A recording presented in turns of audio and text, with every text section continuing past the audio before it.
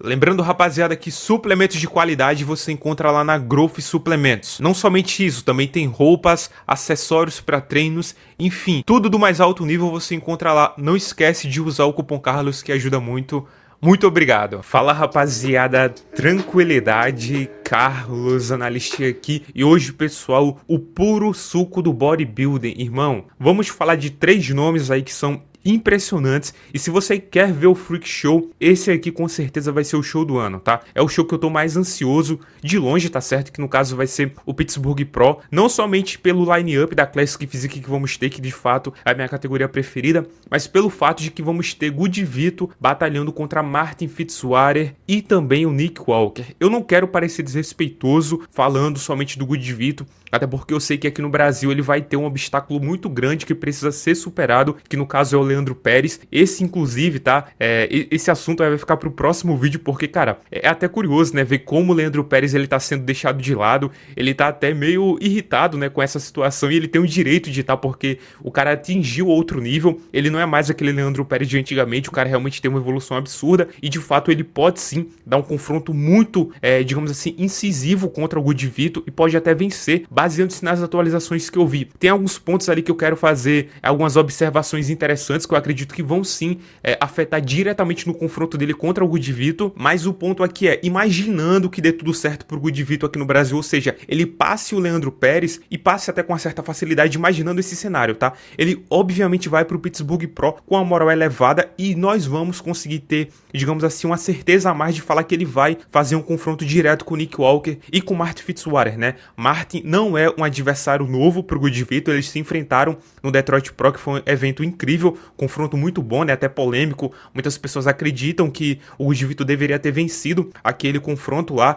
Eu tenho as minhas ressalvas, tá? Até porque claramente ele tinha alguns pontos fracos em relação ao Martin. O Martin também tinha em relação ao Good Vito, tá? Mas eu acredito que realmente o que pesou foi o back double biceps ali dos dois, né? Tinha claramente uma diferença de densidade, de espessura nos músculos escapulares, no trapézio. Enfim, o ponto aqui é 3 caras de alturas semelhantes, todos ali variando, né? Entre 1,68 m e 1,73 m. Eu acredito que o mais alto dos 3 aí, por um cabelinho, é o Nick Walker. E, mano, Nick tá absurdo. Mas voltando aqui, 3 caras não somente de alturas semelhantes, mas 3 caras que trazem um nível de muscularidade absurdo e um nível de condicionamento realmente do alto nível. Ou seja, não estamos falando de caras aqui que vão entrar roliço. Podemos esperar de fato 3 caras ali trazendo no mínimo de 90%. E levando em consideração que são caras que têm seus pontos fortes sobre os outros, né? Cada um com balanço de um físico diferente, com harmonia diferente. Cada um dali, né? Agrada a um público meio que específico. Por exemplo, quem gosta realmente do freak, daquele cara mais assustador, prefere obviamente o Nick Walker, mas tem pessoas que também vê esse fator no Good Vito, porque o cara tá parado, ele tá de um jeito, faz a pose, o cara se transforma, a largura de doação é absurda,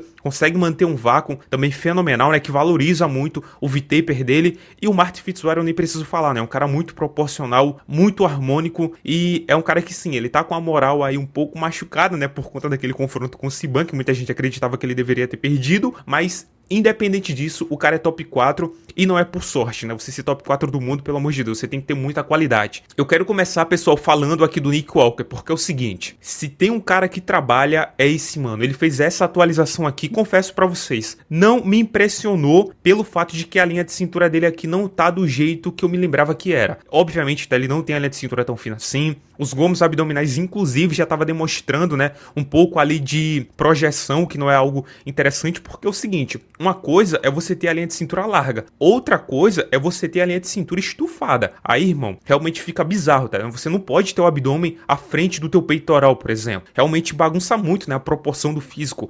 O abdômen, ele pode ser 3D, mas ele tem que ser in, né? Ele tem que ser pra dentro, não tem que ser out, não tem que ser pra fora, entendeu? Então isso aí realmente estava prejudicando um pouco, por exemplo, nesse New York Pro, né, que foi o último evento que ele batalhou, inclusive, com o Martin Fitzwater. Porém, a brutalidade, cara, o tamanho do braço, a largura de doação que esse cara traz é fenomenal. Obviamente, o V-taper dele tá um pouco prejudicado pelo fato que eu falei pra vocês da cintura dele não me aparentar tá tão fina assim, mas, mano, foi essa atualização aqui do Nick Walker que me assustou. Cara, primeiro, olha o tamanho do braço desse cara, mano, a largura do braço. É surreal, né, cara? Olha, compara, tá? O braço dele com a cabeça, por exemplo. É bizarro isso aqui, né? Volume de ombro, antebraço, é muito ogro, tá? Você olha pro físico dele, é por isso que eu falo pra vocês, cara, eu não sou um fã, assim, do Nick Walker pelo que eu acredito que ele representa, o que o bodybuilding deveria ser no seu alto nível. Mas o cara, ele é tão bom em alguns pontos que, obviamente, a genética dele prevalece, que no caso é volume muscular, preenchimento, entendeu? Que, cara, não tem como ser fã dele. Se você gosta de bodybuilding, tu pelo menos respeita o cara, entendeu? Então você olha pra ele, você tem aquele olhar de admiração pelo fato de que ele traz, né, uma estrutura que não valoriza tanto assim, mas o nível de muscularidade que ele adicionou é tão absurdo que, cara,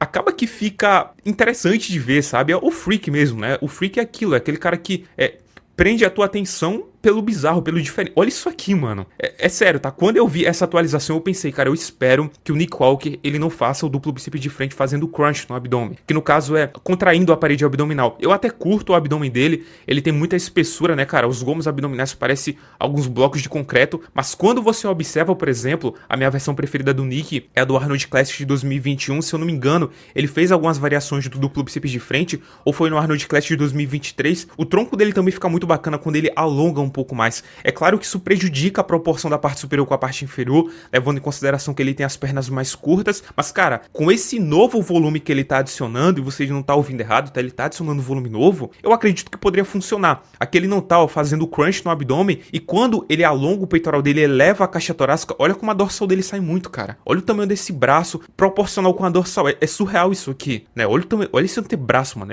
Cara, o Nick é muito bizarro. Ele faz também aqui um peitoral de lado, e eu quero falar com vocês sobre o frame out do Nick Walker, tá? Que no caso é o preenchimento máximo do frame dele. Deixa ele fazer aqui esse peitoral de lado que eu quero conversar com vocês sobre isso. É o seguinte, quando eu vi esse peitoral de lado, que já vai voltar aqui, eu pensei o seguinte, mano, eu acho realmente, tá, que o Nick Walker, ele não atingiu 100% dele de volume. Porque geralmente quando você olha pra um atleta baixo, que tem ali 1,70m, 1,67m, 1,68m, por aí, né? Até 1,75m, você imagina que o cara vai chegar no limite de volume, da qual ele não vai conseguir mais fazer progresso, né? Por exemplo, Phil Heath, ele queria obviamente ser mais volumoso, mas depois de 2013, que foi o pico dele de volume, ele não conseguiu adicionar mais volume, e caso ele tivesse adicionado mais volume, ele ia prejudicar ainda mais a linha de cintura dele. Então, ele teve, né, aquele problema de hérnia. Então, assim, o volume, ele tem um limite para alguns caras, certo? Não tem como você colocar volume ao infinito. O Samson Dauda, por exemplo, eu acredito que ele chegou no pico dele de volume. Agora o lance é lapidar. Aí lapidando, ele vai obviamente, né, começando a aparentar ser um pouco mais volumoso. Mas volume, existe um limite para um cara, entendeu? Para que ele consiga entregar volume com qualidade. E qual é o lance do Nick Walker? Se você olha as últimas versões dele, você pensa, pô, ele chegou no máximo, cara. Não tem como melhorar isso aqui. Ele deu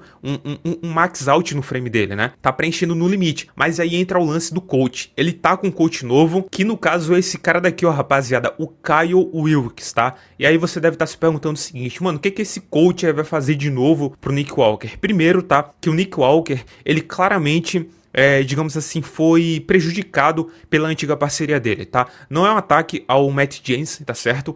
Muito pelo contrário, quando ele tava no auge dele, ele tava fazendo um trabalho excelente, mas claramente, até mesmo pelo relato do Quinton Area, né, que foi o último cara que se separou do Matt Jensen e, mano, deu um esculacho nele, ele não tava cuidando tão bem assim dos atletas, né? Ele se apaixonou por um novo esporte, que no caso é o triatlo, então é um cara que tá fazendo natação, ciclismo, corrida, um monte de coisa, e ele não tava mais tanto, assim, adentrado, entendeu, no mundo ali do bodybuilding. E o Nick Walker, ele claramente não conseguiu aproveitar 100% do conhecimento do Matt Jensen. E o Kyle Wilkes falou que, olha, é o seguinte, a minha aproximação com o Nick Walker vai ser um pouco diferente, porque ele tá ingerindo algumas comidas, né, alguns alimentos ali que ele não se dava tão bem assim no passado. Ou seja, se ele tava vendo, né, muito provavelmente o Nick Walker revelou como tava o protocolo dele e tudo mais anteriormente pro Kyle Wilkes, se ele viu que ele não tava fazendo nos 100%, aquela versão do New York Pro, então, ela é justificada. Mesmo que o Nick Walker ele fale que ele tava bem, que não sei o que lá, é claro que ele não tava nos 100%. As costas dele não tava totalmente detalhada como era, a linha de abdômen dele tava claramente estufada, então dá pra entender, ainda mais se levarmos em consideração essa nova declaração aí do treinador do Nick Walker, que a parede abdominal dele foi um pouco prejudicada pela alimentação dele. Talvez o carb up ali não foi nos 100% e ele não tava conseguindo controlar tão bem assim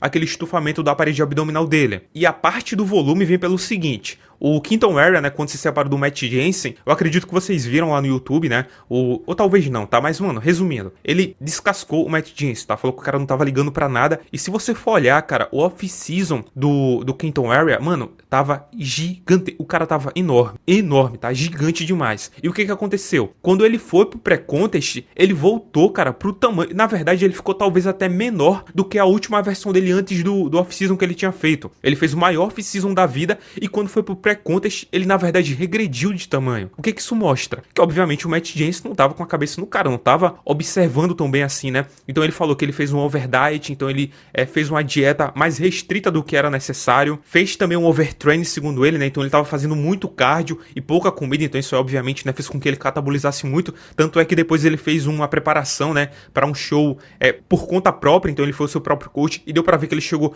mais funes, mais preenchido. E se você olhar também, por exemplo, o próprio Sean Clarida, que tava sobre o olhar do Matt Jensen, no Mr. Olympia que ele perdeu o título dele, ele tava muito menor, ele claramente deu um downsized, né? Ele chegou com a perna mais fina, entendeu? Coisa que ele não tinha, a perna dele era um pouco mais preenchida, ou seja, é o que dá pra gente entender, que o Matt Jensen, como ele não tava ligando muito pros atletas dele, fez com que muitos deles perdessem volume. E o que aconteceu com o Nick Walker? Ele não foi prejudicado pelo volume, ele chegou tão volumoso quanto ele era. O que prejudicou ele foi a linha abdominal, ou seja, a genética desse cara pra segurar volume é tão absurda que nem mesmo com o coach fazendo muito provavelmente besteira, né? Eu não acredito que ele errou só com o Sean Clarida e só com o Quinton Era, ele também deve ter errado ali com o Nick Walker, e mesmo assim, independente disso, ele não perdeu o volume, né? Ele só prejudicou a linha de cintura, né? Muito provavelmente por conta desses alimentos que ele não era compatível, que o Kyle Wilkes falou aí que ele tava usando, né, cara? Então assim, qual é a projeção que a gente pode fazer? Agora com o treinador que tá mais atento a ele vai segurar mais volume de off-season e muito provavelmente vai melhorar também a linha de cintura. Então assim, se o Nick Walker, sem estar nos 100%, com o coach que não tava prestando tanta atenção nele, é o que a gente pode presumir, né, pelo histórico ali do Matt Jensen naquela época, conseguiu vencer o top 4 e de uma maneira até convincente, tá? Obviamente, né, foi um confronto próximo, mas pô, tava claro, né, que o Nick tava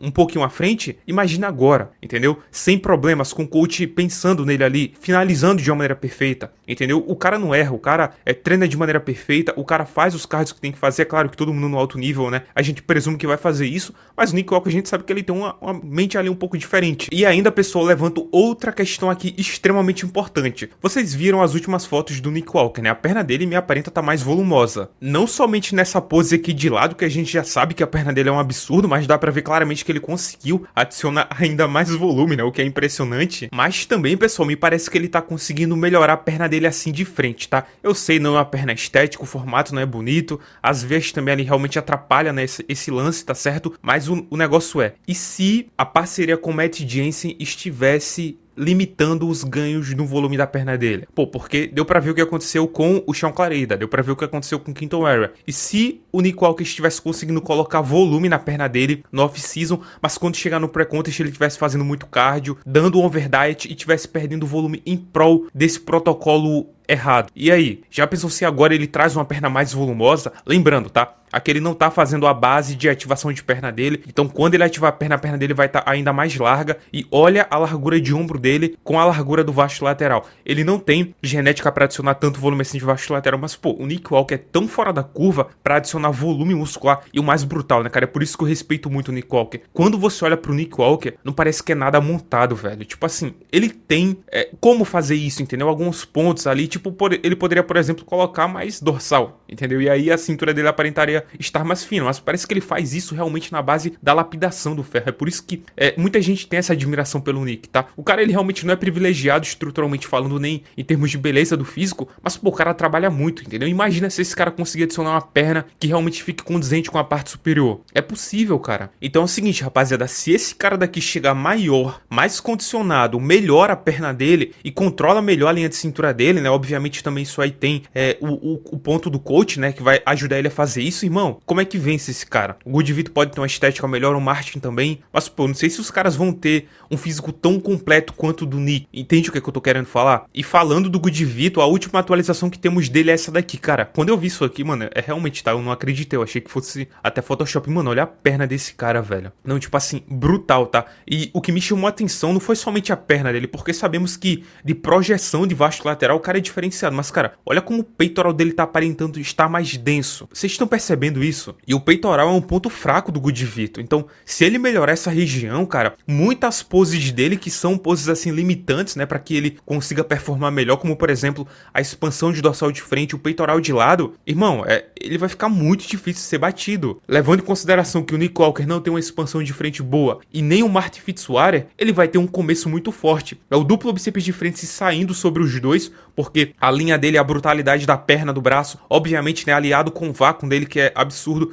vai dar sim uma pequena vantagem pra ele, tá? Eu acredito nisso. Aí imagina, vem depois a expansão de dorsal de frente e ele conseguiu corrigir os pontos fracos dele. E aí, né, é um começo muito forte. Infelizmente, pessoal, não temos tantas atualizações assim do Good Vito, sabe? Eu acredito que é uma pena, né, cara, isso aí, porque assim, eu sei, tá, o show é no palco, mas, pô, é da hora você acompanhar um atleta fora do palco também, sabe? O fã, ele quer ver isso, eu particularmente quero ver isso. A última atualização, pessoal, que temos do Good Vito mostrando o físico por completo foi essa daqui, né? Tem 4 semanas e tem um comparativo aqui interessante, tá? Que no caso, pessoal, é essa comparação daqui. No lado esquerdo é uma foto postada do Good Vito, faltando 2 semanas aproximadamente pro Arnold Classic Brasil de 2024, e essa daqui é faltando aproximadamente aí 7 semanas pro Arnold Classic Brasil aí de 2025, tá certo? Arnold South America. E, mano, vou falar uma coisa pra vocês, tá? Ele me parece estar muito mais denso aqui na região do peitoral, do ombro. É claro, tá, pessoal, que levando em consideração a diferença de tempo, né? Aqui faltam 7 semanas, aqui 2. Temos que saber, né, quanto dessa densidade ele vai conseguir manter, tá certo? Mas, pô, levando em consideração que o condicionamento tá muito próximo, eu não acredito que ele vai precisar depletar tanto assim, tá certo? E, mano, o frame dele nessa pose é brutal, sabe? Tem, claro, o lance do arredondamento muscular, que não é algo tão forte no Good Vito em termos de algumas regiões ali que o Nick Walker, por exemplo, é muito bom, como, por exemplo, a cabeça lateral do tríceps. A cabeça lateral do tríceps do Good Vito, ela não é tão arredondada assim, é por isso que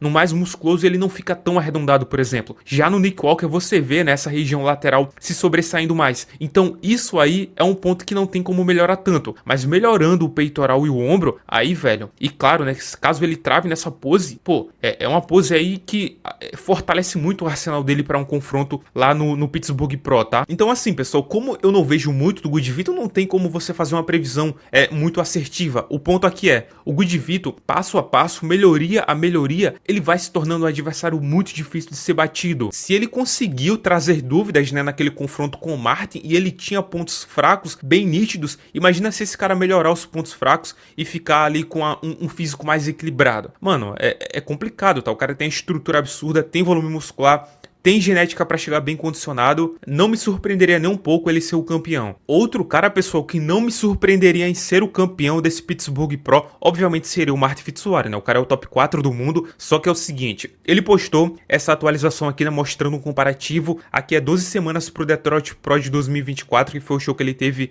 aquela batalha com o Good Vito, e aqui é 12 semanas pro Pittsburgh Pro. 20 libras a mais, né, aproximadamente 10 quilos, e cara, diferenças extremamente claras, só que tem um ponto aqui. Quando o cara adiciona mais volume, principalmente sendo open, sendo um cara baixo, ele obviamente vai ter mais dificuldade de mobilidade e também, claro, né, para segurar a pose por mais tempo. Esse duplo bíceps de frente tá muito melhor, tá? Ele tá mais largo, tá com mais volume, principalmente de perna. Agora, olha esse pack do bull biceps, ele já tá um pouco mais torto, olha como ele já não consegue ativar tão bem a parte esquerda aqui das costas dele, tá vendo?